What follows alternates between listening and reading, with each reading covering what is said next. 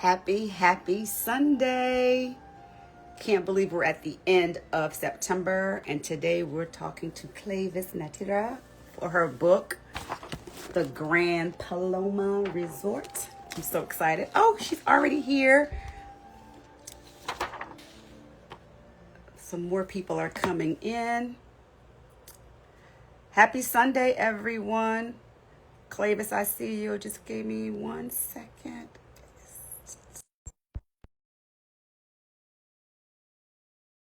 Work. You guys let me know in the comments as we move forward with these discussions if you like Saturday or Sunday. For some reason, I'm kind of vibing with Sunday, so just let me know what you think. Hello, gorgeous. Hello, what's happening, beautiful Jamise? How are you? I'm better now that I'm talking to you. Oh my God, you look great. I've missed you. This has I, been, I missed you too. you look amazing. Happy Sunday, everyone. I can see that things are going well for you. You're glowing. Things are going well. Well, can I just tell you though, right as I'm preparing to come downstairs, my daughter Penelope was like, I'm hungry. I was like, Of course. Of course. Did you get it done in time? You get I her told her, something? there's food over there. You can help yourself, honey. It's like, Yes. she wants me to order her food. I was like, not now. So, No. it's like every day. So things are great professionally. And at home, I'm just a mom. Yes, of course. Listen, that never ends. Listen, I know the feeling. Um, you guys, I just before we got started, before Clavis come on, I said, let me know if you like Saturday or Sunday for these. I'm kind of feeling Sundays. I've done a couple of Sundays this summer, and so I like Sunday because we're all busy on Saturday. Not that we're not busy on Sunday, but anyway, we are welcoming back a Diverse Spine's favorite, a new book. I'm so excited. Um, Yeah, I'm really excited. So I'm going to let you do a little brief introduction about yourself after I do mine. Yeah. People should know who you are already if they've been on this book club before. But this is our September Diverse Spines chat, and we are discussing the Grand Paloma Resort. I am Jamise. I am your founder, and I'm also over on Spines and Vines where I pair books and wine. And now I'm going to turn it over to the wonderful Cleyvis Natera. Buenos dias. Hello, diverse spines. My name is Cleyvis Natera, and I am a writer. I am a professor. I'm a proud Dominicana, and I am very excited to be celebrating a second book because Jamise knows the journey to my first book was so long and difficult. So it is very joyful to be on the other side of publication with like a shorter tail. And I'm just so excited to be here to talk to all of you about the Grand Paloma Resort. So, so that's the thing. We had you on for your debut. Mhm. And we just hit it off. Like I seen you after that. We've been at different functions and we both love wine. It's just been a great thing.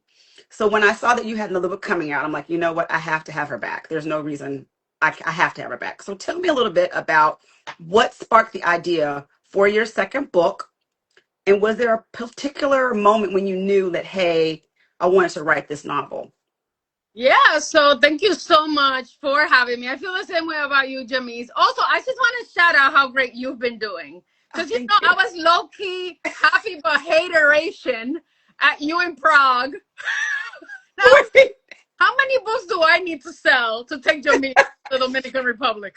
Listen, he must be doing really. I mean, I'm telling you, it was a whole thing. But the funny part, because we are friends in real life on Facebook, I said, not Clevis to put my whole government name in the in her story. From, That's my bad because I grabbed it from Facebook and I was like, wait, you didn't put that on Instagram. Let the people know. But I only put it on stories and stories, I don't have the same kind of it people. was all good. I was laughing. It was very funny. Um, so yeah, tell me about your inspiration Yeah, let for me this tell you book. about my inspiration because I'm over here spilling the beeswax about your fabulous bookstagrammer life. You know what? This book, I started writing it during the pandemic. Okay. So, the way that this book came to be was that I started writing it as a collection of short stories. I was invited by like my dear friend Angie Cruz, who at the time Yes. was editing the Kenyan Review. And she was like, oh, do you have a short story that you could send me? We're like considering short stories. And she wanted to solicit me.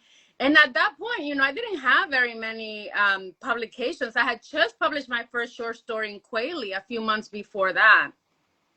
And of course, Angie had published an excerpt of Neruda on the Park. Mm-hmm. And it was really fortuitous because I had been thinking about writing about a luxury hotel. I had been thinking about these employees for quite some time, but I was very committed to not taking a break from Neruda on the Park. I had been working with my agent at revising it, but right there at the outset of the pandemic, we were at a standstill because we were ready to submit my book, but the publishing industry had come to a stop.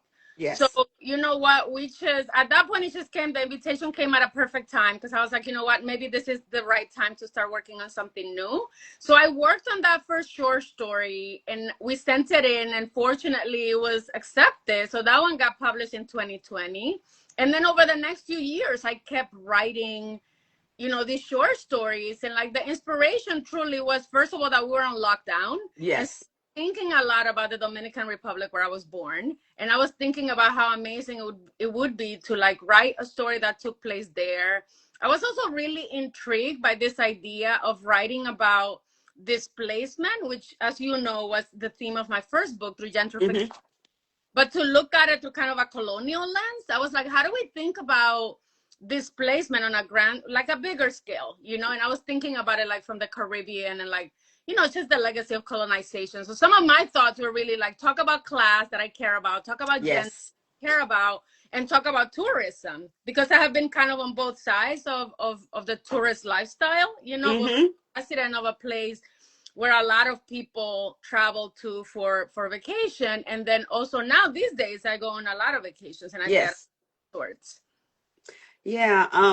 How does it, I mean, can you talk about the comparisons between the two? So you came with your debut and now this is your sophomore novel. So was there any different in your craft, and how did you approach to writing it differently than your first book? Yeah, I mean, I think the whole process was so different because, you know, I hadn't finished writing the whole book when we sold it. I had, I would say like 5 or 6 short stories that, you know, it was a good chunk of fiction. I mean, I had over 100 pages of this collection of stories. But when we decided to sell the book, I did make the decision to make it a novel. And so that was really different because it really was like I wrote an outline, which I had never written before in my life. And then I also, like, my editor bought the book very quickly. And so, you know, I didn't have the same kind of butterflies and like dread that you feel when you have a book out on submission. It was like a more straightforward process. And I would say for anyone who's out there who wants to be a writer, is that, you know what, sometimes the process of, because a lot of people these days have been asking me about, oh, that must be amazing to sell a book before you write it. And for me, it was amazing because my editor, Chelsea Johns, at the time, she has since moved imprints, but she's brilliant, and she and I worked so well together on Neruda on the Park. But you do have an editor who's giving you opinions as you're going. Yes. And so I think that you just, as a writer, have to be prepared that the process is very different, you know? You do have more, I would say, like, there's more of a collaborative conversation because they're giving you input on your outline. They're giving you input on your first draft. Yes, you're not just out in the wind by yourself. Right. And for me, that was wonderful because I had a very clear idea of what I wanted this book to do, but I also wanted to take some big risks with this book. So the book different from, you know, my first book, as you know. Yes. So that was a little scary, but she was so encouraging. She was just like, go for it, go all the way for it. And so for the folks that don't know, who are in the audience, tell them a little summary. We're not doing any spoilers, but tell them what the book's about, because I really enjoyed it. I mean, I'll tell you in a minute, but go ahead. I cannot wait to hear what you thought about it, Jamise. So the Grand Paloma Resort is a novel that takes place over the course of 7 days. It's centrally concerned with 2 sisters, Laura and Elena, who are both employees at the resort. And over the course of those 7 days, we see them go through a series of crises. Most of these crises really stem from their own actions and their own decisions. And so we get to follow along as the 2 of them go through this series of crises. I think it's also important to know that the book is multiphonic, so there are additional characters aside from these two sisters. And so, for Hmm. example, there are like certain sections that are written by a collective voice of the employees of the entire resort. And there are some briefer sections where we get to see the resort through the eyes of guests or tourists. Yeah.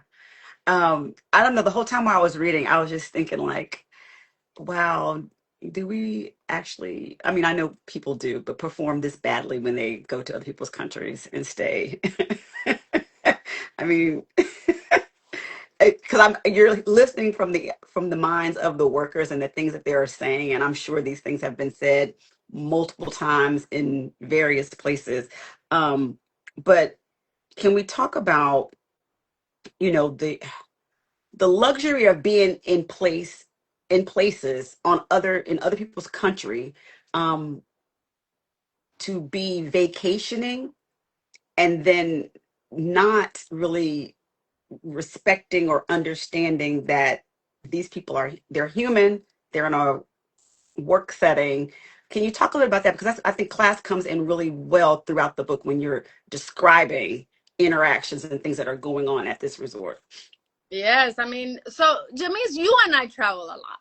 I Mhm. mean, you know, I Mhm. I love to travel abroad, and I have been very fortunate to have traveled to Europe and to Africa and Asia. I have traveled through Latin America, and every time that I have traveled, for me, it's part of it is an educational experience. Sometimes I've gone as a writer, I've gone to teach abroad, and then other times it is like 100%. I need to relax, Mhm. studying other cultures. I'm bringing my children with me. And so, I do think that for those of us who live in the United States of America, we have, especially if we are Afro or women of color or like Black people of the diaspora, you know already what it feels to be like in a country that considers you like either a second class citizen or where like you feel like you are not part of the dominant class. I mean, maybe Mhm. that's the way to say it. And so, like, the one thing that I want to say is that, there's a lot of parts of this book that to me was really important to explore this idea of privilege and, Mhm. like, what does it mean? Because, there is a way in which people travel, and this is not like a morality story, right? Like, I'm not trying to like slap people in the wrist because you're Correct. just lounging by a pool and drinking your pina coladas, because I mean I do it with mojitos, but that's what I do when I go on vacation, like when I go and I need to relax, I go and I need to relax. Mhm. But for me, there's something really intriguing and interesting about exploring like the kind of spectrum of bad behavior, Yes. is not seeing a person other than their job, to like the folks that are actually traveling for because they're criminals. They just want to like do terrible things. And at the same time, because my lens through which I was thinking about these issues was through the employees, I also was so fascinated by this idea of like survival, which, most people that work in resorts, unless you're like part of the C-suite or you're like a senior manager, a lot of people are stuck in this service industry without Yes. to climb. And so I also wanted to explore what does it mean then to like have a moral compass or lack of moral compass when it comes to survival in this kind of work environment. Yes. Yeah. Because there are some there that have a lack of moral compass along the way. I and Women, 90% of the employees. yeah, they're I was trying to be nice, Kate. So I'm like, so women, as always, are at the center of the story. And then you give really layered portraits of the women. How did you approach writing Laura, Elena, Vida, um, to show about women's relationships and the power of connection through those relationships? Yes, I love this question, Jamise. I think, some of what I was interested in thinking about was like exactly what you're asking, like the lens of solidarity. Hmm. People feel a connection to a community, and then when people do not.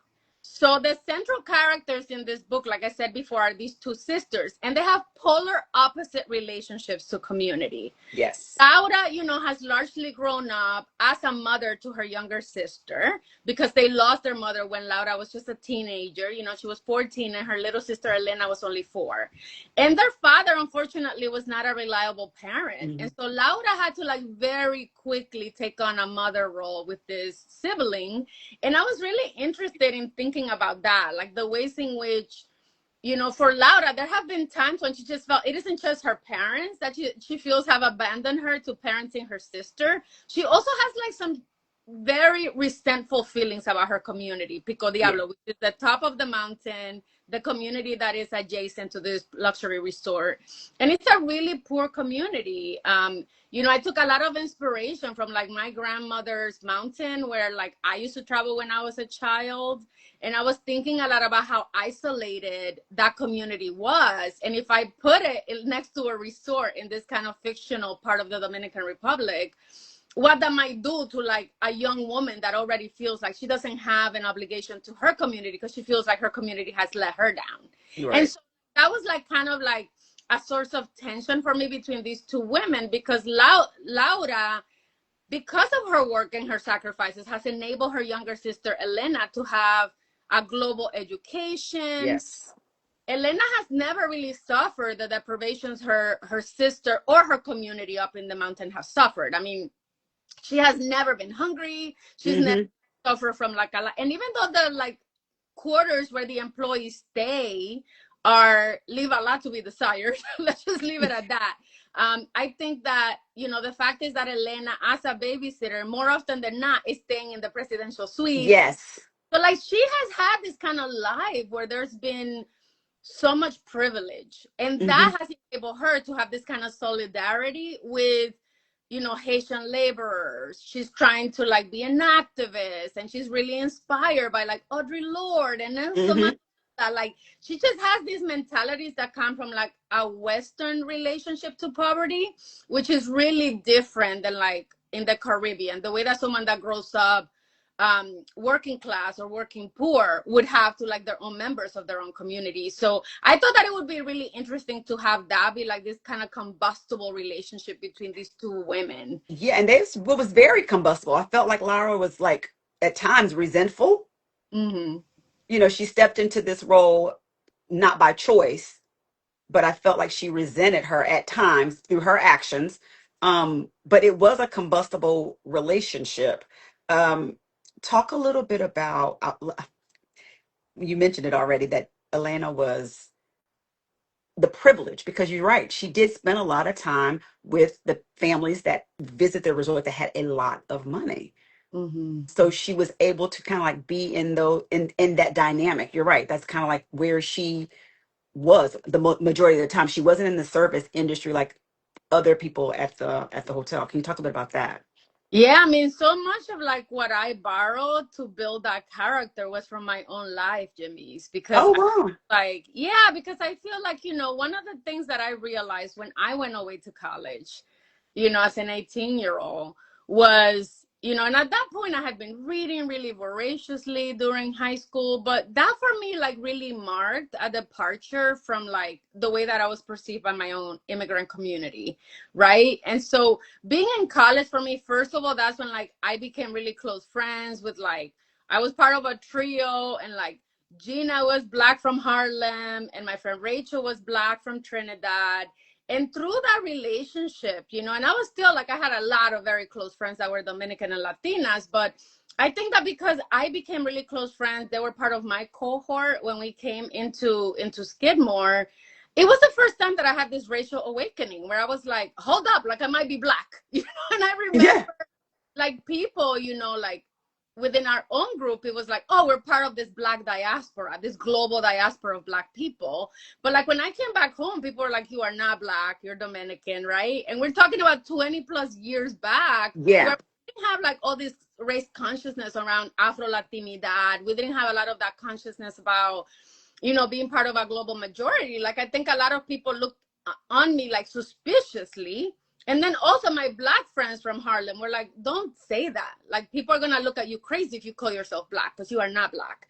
And Mm. so it was interesting to me because at the time it seemed clear to me that obviously I'm not an African American person, right? Like, I am Dominican, but I knew that my experience walking through the world was closer to the experience of a Black American woman than it was to like a Latina, a light skinned, white presenting Latina, right? Hmm. Or whatever stereotypes people have of what a Latina looks like. And so, in some ways, I felt like that racial awakening really led me to have this sense of solidarity with Black people everywhere, especially when I travel back to the Dominican Republic. Like, I could Hmm. look at Haitian people and think about what's happening, you know, like what's happening there and what's happening with those workers. And so I definitely felt this kind of racial awakening that happened thanks to college and thanks to a lot of the books that I attributed to Elena reading, you know, because I was reading a lot of those big thinkers and a lot of like, especially Black women who were like pushing against, you know, this idea of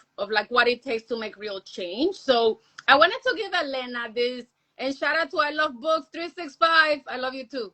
It's nice to know I have some fans out here. Yeah, you do. You have but, plenty.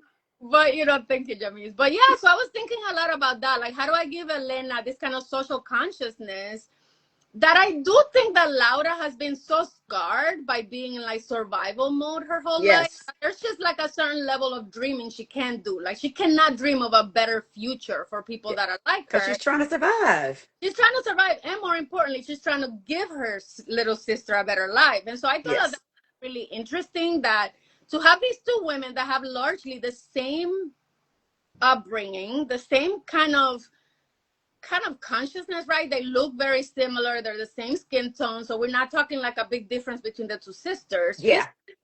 But there is like a completely different mindset because they are different classes. Even though they might Hmm. be financially the same class, their mindset is very different. And I thought that it Yes. was interesting to explore. Also, because younger people, I think, even if they're making mistakes and doing a lot of stupid things, I think that they are also like, they have big hearts and they do believe that the world can still be changed. At a certain time, I think some of us adults lose Yes. that optimism and feel like, is it really possible to change the world, you know? Yeah. And we want those young people to still have that type of those goals and that feeling that they can change the world. But I totally get what you're saying. Let's talk about women in the service industry and the hierarchy and how that plays a part. You crafted that really well. I'm going to also go back to the comparisons of a TV show with this book. I don't know if I'm a fan of that comparison, even though I'm a fan of the show, Mhm. but um, yeah. But anyway, let's talk about that. Many women in the novel work, of course, in the resorts in the hotel industry. And so what do you think about like the struggle and the power hierarchy that come into play within the service industry? So it was really important to me to make the book, which is really a work novel and a labor novel, be really representative of a lot of the interviews that I conducted. And so, not surprisingly, working in the hotel industry in the Caribbean isn't unlike working in the hotel industry everywhere. And it isn't very dissimilar from like corporate America, period, which, as you know, I spent the better part of 2 decades working in corporate America. And Hmm. so it was just really important to me to think about hierarchy, to think Yeah. about power. In this setup, the most senior people that we come in contact with are women, so you have Miranda, who is like running the whole show, and Yes. she's a white American woman.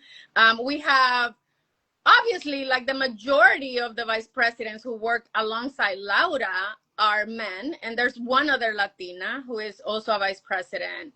But Laura, even though we know she's a workhorse, she has the lowest working title, and Yes. we come to learn that that is an unfair thing that has happened to her, that like she really should have had a better title for her job, but she doesn't care because she certainly doesn't think of herself as a victim. She Hmm. has highest position for a local. And so, when I He was thinks it's good. when I was interviewing people, especially people in the hotel industry, I learned a lot. I mean, this is gonna not be as fascinating. So a lot of this didn't make it into the book. But I found out so much about like how people are labeled. So if you're coming from another country and you're working in a country, you're considered expat, and a lot of times like your salary and your like comp is based on like that competitive market from where you're coming from. If you're a local, you know, it's like the same logic, but it's inequality, because if you're a local, then more often than not, they're using those kind of standards to pay you. And so like people that work in a sector as a local end up just making like criminally less money in a lot Yeah. of these, you know?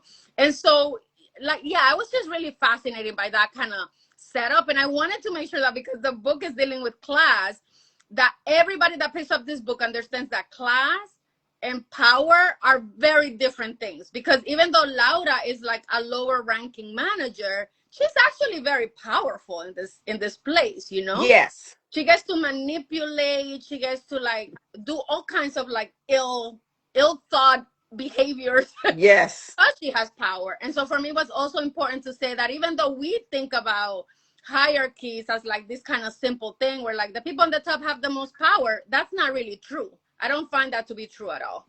Hmm. Yeah, and talk a little bit more about your research. Like, how did you go about like research? You say, you research people in service industry, but how did you go about researching this whole novel? Were there any like you said, some of your upbringing or with after you, was there like anyone in your family in the service industry? Like, how did you craft all this together?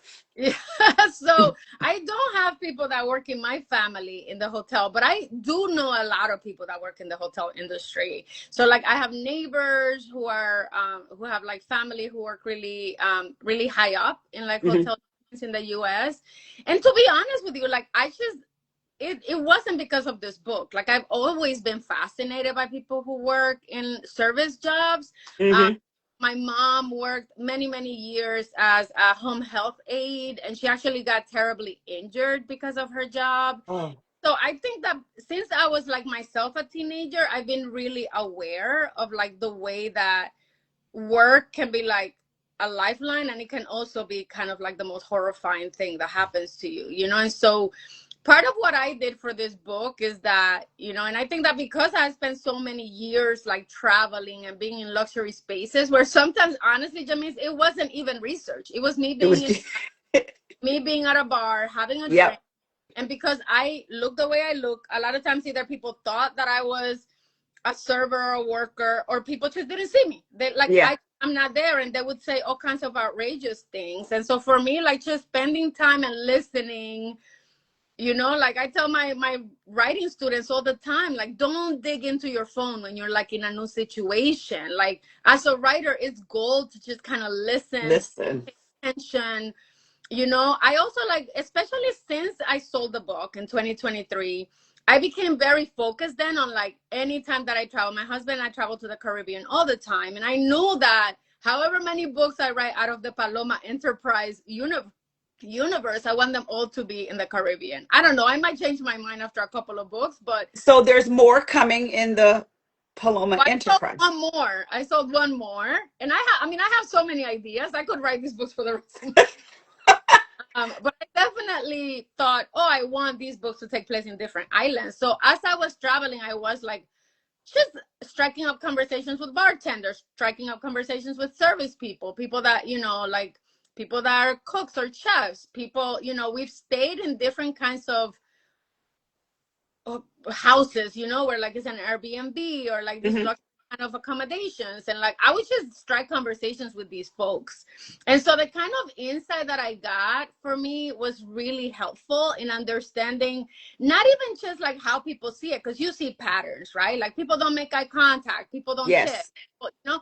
But then there were other things about the attitude people bring and whether or not the workers think of themselves as servants, you know? Like there's a very different idea when like rich people travel to the Caribbean. A lot of people do think that like whether you're a bartender or whether you're whatever you are, they think of people as servants. And Yeah. there are some countries where like the workers think of themselves as servants. And there's other countries where people are like, no, I'm doing a service and this is a job. Yes. I'm not your servant, you know? But it's just so, I mean, you're going on vacation to a resort to then treat people as if they're your servants and they're in the service industry to make sure that you have a nice time. They're not your servants. Yes, I mean, I think it's the same thing. Like whenever you travel and you're on a plane, and I see it all the time. I'm sure you have too. That there are people who think about the flight attendants as their servants, and then other people understand that, like, yes, they will serve you water and serve you food, but their main job is to make sure that like we're all safe here and Yeah. training. And so I think there's something to me about like growing up with wealth that is also not all encompassing. Like I've also been around a lot of people that are super respectful, Yes. who like are like really thoughtful and kind. And so this is not like a sweeping indictment on like wealthy people traveling abroad. Like I think that that changes depending on your own background and like the way you were raised and like the Correct. like whatever country you're from. But I certainly thought a lot about that. Like, how do I animate in this book this idea of the attitudes that people have? And so when I was asking people about their experiences as workers, you know, I would, and I'm looking for the juice. So I would be like, tell me about the most outrageous thing that ever happened. Tell me about the most shocking thing that ever happened. And that usually was like an opening to like telling me more about what their life was like. You know, Yeah. like how long does it take you to get home from these hotels? You know, there are some hotels that are like adjacent to communities, and so it's very easy for people to like go home at the end of the day. But then there are other hotels where like people work for 14 days, 24 days, and then they go home for like Yeah. right. And so I thought all of that, like just the idea of like what your life looks like when you're in one of these jobs. And then, you know, the other thing that I'll say about research is that I was also really invested in making sure that this book, and for me this is one of the ways in which when people ask me about that show that we're talking about, I felt like, no, I came into this book already with the obligation and the charge of like animating the history of my country for people who've Hmm. never there, or you know, for people that have been there, to be like, oh, you might not even have known that the Dominican Republic is it's actually on an island called Hispaniola, and like the people that live next door are Haitians. It's Haiti that lives there, right? Like Haitians that live there in another country. And so for me that was also really important. And I, you know, I had done a lot of research about the history of my country, of course, that I wanted to animate it in the book. Yeah. And so I like that you give the history lesson, but the show will go nameless. People, if you don't know, you should know. But let's go back to that because as much as I loved that show, I felt that the book being compared to the show was not really an accurate portrait of the book. Yeah. I mean, it's not. I mean, you're talking about, I mean, we see it unfold in the show, but we don't get the culture, Mm. the connected to the land, the history lesson. We just get people behaving badly. You know, that we're not getting the family and the sisters, you know, we're not getting that. I thought so when I was going into reading it, I had that in my mind. And then as I'm reading, I'm like, this is not this. I mean, it's not the same. It's at a resort. That's the same. People behave badly. That's the same. But you did something totally different with the book.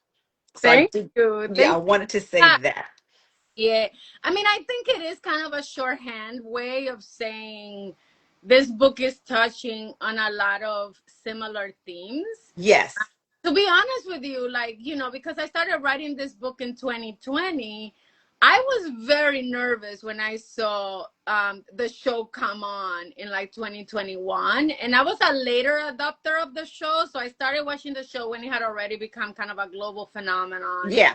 And I was very nervous because I knew that my book was very different, but what I could bank on was that people would think I was copying that show, you know, and that somehow I was kind of riffing. And so it hasn't been surprising that so many people that, you know, have reviewed my book have made that statement. And, you know, I think about it, and on the one hand, because like you, I love the show, I binge Yeah. it. Yeah, because I'm always like, let's go, let's go. I want to see what terrible people are up to this year in this country. Right. So I really enjoy the show, and I think that the show has gotten better over time too. Yeah. You know, like I thought the first season was, you know, provocative and doing a lot of interesting things, but I definitely felt like it wasn't close to being even. But like you said, I mean, the most important thing that I'm interested in doing is looking at luxury, privilege, class, wealth, gender through Hmm. of like local people. Like I'm not interested really in looking at it through the lens of the wealthy, and so they're not the protagonists. And to be honest with you, I think that's the biggest distinction, is that when you like make something where the true protagonists are the workers, it's a completely different experiment. It's a completely Yes. different idea. It's a completely different book. And so, you know, I think that it's been interesting because what I find largely is that the people that come to the book with the idea that it's gonna be you know, another season of this show very quickly Yes. you know, aware that this is not what This this is book not is it. doing. Like taking a far cry from that. But they seem to really be enjoying the book. I've gotten such positive feedback from fans of the show. So that's very heartwarming, even though, Yes. like you said, it's a very different book. It's going to take them a lot deeper and more under the surface, not on the surface by no means. Let's talk about Vita's role. What can you say about her role? Oh, I love Vida. I You do know, too. thinking in a world where everybody's behaving badly and people have broken compasses, moral compasses left and right, can we have like one person who kind of gets it, like has Yes. for connection to the land and nature? Mm-hmm. Because how does she shift? I mean, I know. I just want you to. How does she shift or anchor the narrative? Because you're So right. yeah, I was thinking a lot about the way in which most of the people in that are protagonists of this book, and you know, I would say that there's this kind of fixture where people do think about the resort as the lifeline, Hmm. as like the pathway to freedom, happiness, well-being, contentment, whatever you want to call it. And so for me, like I thought I needed one character who truly was sacrificing in some ways for the right reasons, like who really was thinking about kind of like humanity in a deeper level, but who also had a really different relationship with like her ancestors, you know, Yeah. like this is a character who is a curandera. She's a healer. She's someone that also grew up in, you know, in this Pico Diablo mountain, which is at the top of the mountain. And she has been trained by her mother on like this kind of legacy of like respect for the earth and respect and being one with nature. And so I just thought that like she would be like and you know, she ends up not being like a huge part of the book. I mean, I think Right. that's really important because I made her sections intentionally shorter because I also wanted like to show readers that you could have like an outsized impact in a story even if you don't take up as much real estate. Yeah. Because think about it, right? It's a hotel. So I was thinking a lot about, you know, you could be the person who has like the least amount of time on the property, and yet you could have this outsized kind of impact and like the future of the characters and what Hmm. happens. And I thought that it would be really beautiful to have one character who like understands like what is important in life, that like it is immaterial wealth that Yeah. matters. Everything is said and done. Hmm. I think that can be deeper about our connection to each other, our connection to the legacy of our mothers and our grandmothers. So you have this craft of writing. They're never. Your women are never one dimensional. Dimensional. They make difficult and imperfect choices, but they're Yes. never one dimensional. It's going to be both sides, right? So Yes. how do you go about creating morally complex female characters? Like why was that so important for this story in particular? I think back to your debut, but this why was it important for this story? Because they're very complex characters. Thank you for that. I mean, I'm always harping to my students about how, like, don't bring me a boring character. Okay. Like, I think that should be like, you know, just any writer who like writes limp and like, you know, I think that complexity in characters really does come from like people who are human and who Hmm. are making kind of choices that you and I would not make, right? So, I mean, I think that's the other thing, that I wasn't afraid to let these characters be themselves. Mm-hmm. And that there's a logic that drives. Like, for example, I was thinking with Laura, who I would say probably made some of the most unforgivable choices. And then Elena, who again is meant to be this activist and a person who's like, let's make the world a better place. But when her own well-being or Yes. survival is threatened, we also see her making some choices that are really unforgivable. Mm-hmm. And so, you know, one of the things that I was interested in exploring with this book was this idea that, you know, I read a lot of Caribbean literature. I read a lot of literature that's concerned with class, because that's, you know, some of the things I'm more obsessed with.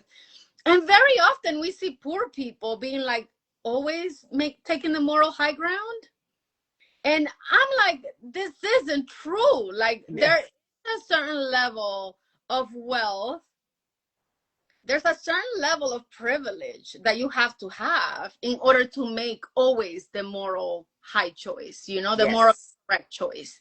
And so, you know, when I thought about like, I'm gonna make these characters be real people confronting like this clock, right? Because it's 7 days, and we know the book is only gonna last 7 days, It's but 7 days. start or not, we understand pretty quickly that there's a clock on a lot of the crises that are happening.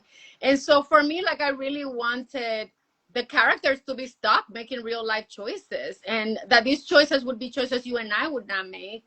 But also on the other side of it, I wanted a reader to be complicit. So, you know, how often is it that we end up kind of forgetting about the people who are making the biggest wrong choices because we're so focused on the smaller players making, Yes.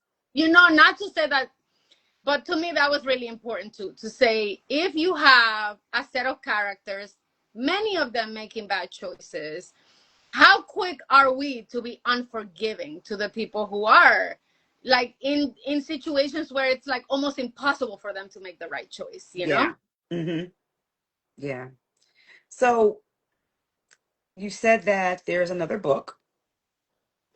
So tell me in your mind how this came about, like how you knew that you were going to write another one, and it's going to be on a different island. Can you share Yeah. any? Okay. Yeah. I don't want to expose anything, but can you share? Yeah, so when I originally started writing this in 2020, I was thinking about like all of these different characters in all these different islands. And I kept kind of ping ponging between the kind of issues I want to address.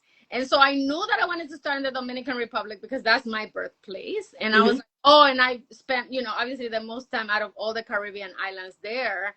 But I'm also really fascinating in the Caribbean as a place where like the old world and the new world met. I feel like what we know today as capitalism started in the Dominican Republic as the first place, or it's Hispaniola, I should say, because I mean the historians think that Christopher Columbus actually set foot in Haiti first. And so, like, I think about this island as like this kind of like first touch point in what became like slave trade, what Hmm. became the most historical wrongs, but also like this path of like the way in which human beings became material and property have Hmm. also created the most wealth in the entire like in the world, In the right? world. And so now I think about this place as like this beginning point of both enslavement and freedom, right? Because like the minute someone became enslaved, immediately they wanted to be free. And so I think Yes. about those kind of forces. And so that's a lot of what's kind of motivating me. And I think a lot about gender when it comes to these things, you know, and the kind of like inner struggle that exists within our own communities Yes. for like different kinds of freedom. And so, yeah, so the next one I've been thinking a lot about medical tourism. That's another one of my obsessions. So the next book is going to be looking at medical tourism in the Caribbean. And because I'm a fiction writer, I started doing research on this idea last year. And oh my goodness, Jamise, the kind of crazy things people do to I the body. listen. I as soon as you said that, I was like, oh my gosh, this is So I've been thinking about like, what do I do? Because that's what happens to us as writers is that like you do this research and then you find out these things that are so outrageous. And so I'm really fascinated by that. I'm also fascinated by this idea of kind of switching the perspective and like giving my female character. So, you and I both know that there's different levels. So like I was an executive at a company for many years, and I know that the way I got treated was very different than the way that people got treated lower down the ranks. Right. So, for the next book, I also am interested in looking at a woman who is like much higher up in the food chain for this hotel. So I'm super excited about like exploring this new book and, getting into it. I've been writing into it, for the last few months. I had to take a little break for the book tour, but next week I'm going on a writing retreat to like dig into it. I am super excited because I can't wait to see what you come up with. But the one thing that I was thinking about, and you can, kind of expound on this, when I was reading it, and you're talking about the hotel and the land, and it just took me back to many years ago. Well, for years when my kids were coming up, I would always take them to Jamaica before they went back to school. It was just a common thing to do. And then visiting Jamaica now, and actually right after COVID, you see the gentrification, the changing on the island, right? In real time. Mm-hmm. And just see how things have changed. Can you talk a little bit about that? I've never been to the Dominican Republic, so that's one place I haven't been. But I just talk a little bit about that and how that affects like the landscape of workers in the service industry. Oh my goodness. I mean, thank you for asking that question. I think, the other thing that I don't talk as much about because, I think most people are most fascinated by Elena and Laura, and like the dynamic of this Yeah. and like kind of tourism as this like force for like human behavior. But I think there's like a real cause of environmental crisis, right? And we already know, right? We're living through the climate crisis, and which is a catastrophe now, right? And Yeah. when you kind of expound to think about what's happening with the environment, what it means to put a hotel where like, right, millions of people travel to the Dominican Republic every year for tourism, and like what does that mean on the other side? Not just economic freedom, right? Because like not everybody has access to that freedom and that Hmm. kind of like scaling up through class as we would think, right? But like what about like the climate crisis, the environmental challenges, the challenges with like the water, the amount of water that is used, and I've been thinking a lot about that. And for me, when you talk about gentrification, I mean, for me it just felt very natural that this would be the next step in like my exploration of class and like, Hmm. just capitalism, because it's, to me, it's one thing, whether you're thinking about it in Harlem in New York City or you're thinking about it in the Dominican Republic.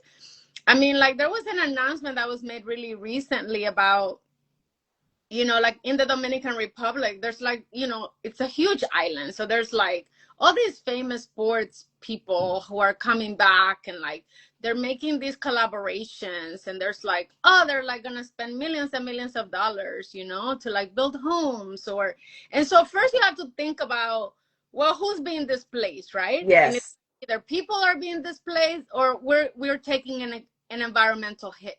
Hmm. So, when you cut, like, and the Dominican Republic is like verdant. It's like if you've been there, it's like that's part of what makes it so beautiful. It's like the bright green trees right up against the beach. Hmm.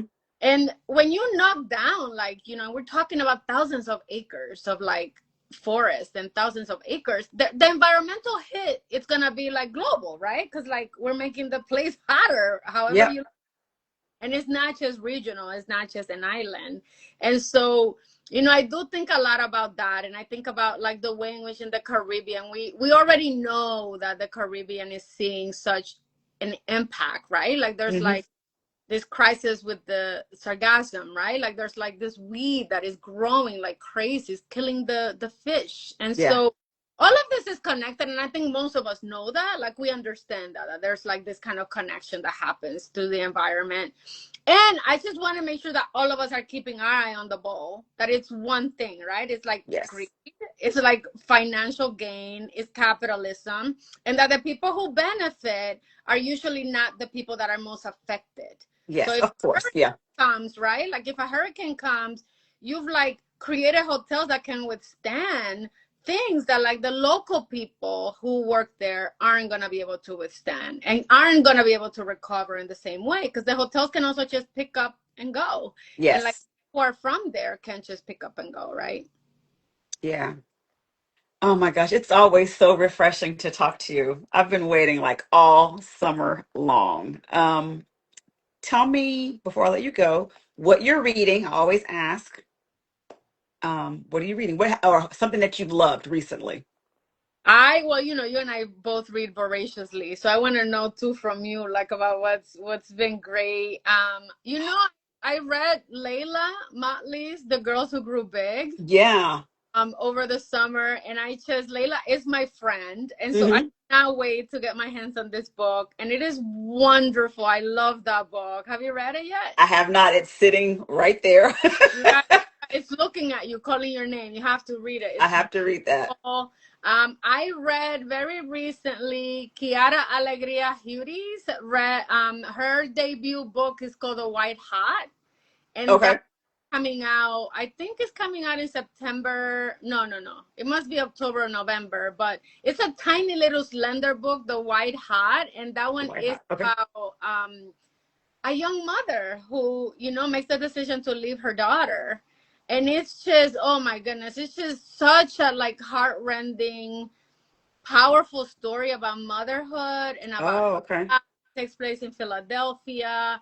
And I just love that book. I mean, it's absolutely astonishing. It's so beautiful. And at the end, it was actually really hopeful. Like, I found myself feeling like, oh my goodness, like there is a way. And I don't want to ruin the book, but there's Uh-huh. just really The beautiful White Hot. about Okay, that sounds like something. it. Yes, that sounds like my kind of book. Yeah, I think you would love it.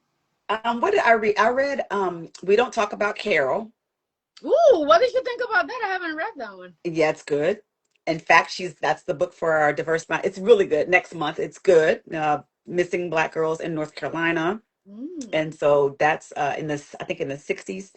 So that was really good. And then I'm reading Dominion by Addie Kitchens, Oh my goodness, and that it is everywhere. I see it everywhere. What did you think about it? and there's a reason why because it is wild, but it is good. The writing is so good, but it is a yeah. I've had to put it down and be like, what is this? But it's good.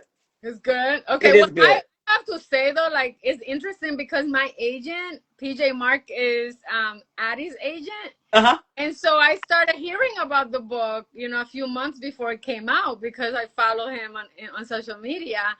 And it's just so good to see, because she's also someone who's like, older than 40, who's Yeah. her career as a writer. And I'm just so happy for her. And that's definitely a book that I cannot wait to like. Yeah. Oh, you know what? When you start reading it, please DM me or text me or tell me. I want to know your thoughts I for will. sure. For sure. But let me hold up the book if you guys haven't read it. The Grand Paloma Resort. We're getting another installment, maybe more, but that's the book. Thank you so much for joining us. Oh my goodness, this has been such a pleasure. I love talking to you about books. Thank you I for do too. my book as your Of diverse mind course. sponsor. Yes, absolutely. We can't wait to have you back. Oh, it's been a pleasure being back. Thank you for having me. All right. Take care. Bye. Bye.